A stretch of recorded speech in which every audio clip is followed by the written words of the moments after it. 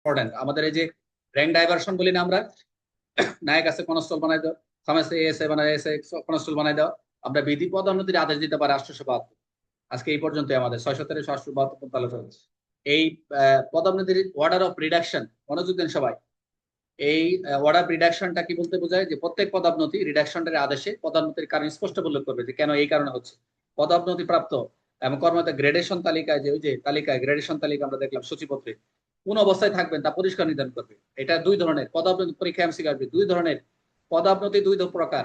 আমরা পদোন্নতি পড়ছি না বিভিন্ন জায়গায়, দণ্ড অস্থায়ী পদোন্নতি সরকারি কর্মচারী নিয়ে পড়ছি আমরা 32 হ্যাঁ মেবি 32। অস্থায়ী পদোন্নতি টেম্পোরারি রিডাকশন, একটা অস্থায়ী করতে পারে, আর স্থায়ী ভাবে পার্মানেন্ট রিডাকশন বা স্থায়ী ভাবে পদোন্নতি।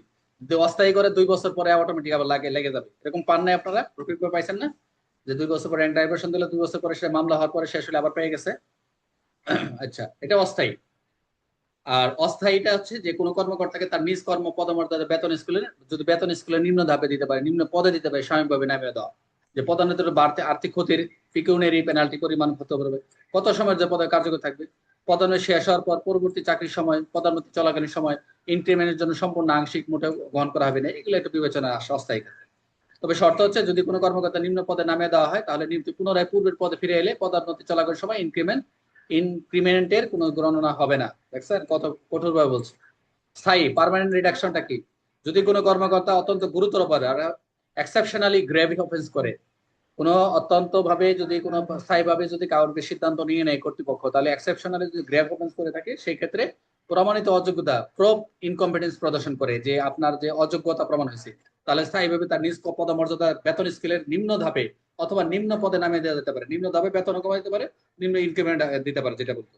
এরপর তিনি ধাপে যে ধাপে নামাই দেওয়া হবে সেই ধাপ সাধারণ নিয়ম ভবিষ্যৎ ইনক্রিমেন্ট অর্জন করবে, সেখান থেকে ভবিষ্যতে আবার আবার নিম্ন ধাপে অর্জন করবে।